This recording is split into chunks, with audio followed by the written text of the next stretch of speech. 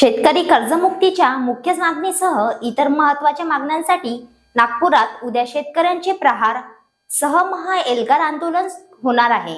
सरकारकडून होणाऱ्या दुर्लक्षाविरोधात बच्चू कडू यांनी आरपारचा लढा उभारण्याचा निर्धार केला आहे। काही वेळात बच्चू कडू हजारो ट्रॅक्टर घेऊन नागपूरच्या दिशेने कूच करणार आहे। राज्यातील अनेक मेंढपाळ बांधव 2 दिवसांपूर्वीच नागपूरच्या दिशेने निघालेले आहेत।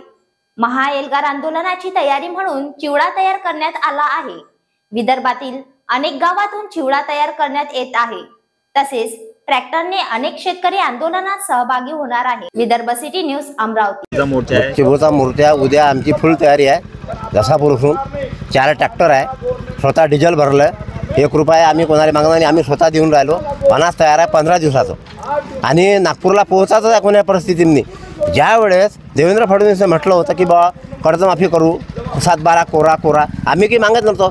आमचा 10 वर्षातला मालाचा फरकाचा भाव जे 3000 रुपये खाऊन राहिले, आज 6000 रुपयानं कापूस खाल्ला, या फरकानंच आम्हाला आमचे पैसे वापस पाहिजे। आम्ही उपकार नाही करू राहिले तुम्ही आम्हाला पैसे देऊन, हे लक्षात घ्या। मला पहिल्यांदा कास्तकाराचे जे पैसे आहे शिल्लक आमचे आले ते पैसे आम्हाला वापस द्या, तरी आम्ही मोकळे होऊ शकतो। आमचेच आम्हाला द्या, आम्हाला दुसऱ्याची गरज नाही। का परिस्थिती आमची गंभीर झालेली आहे।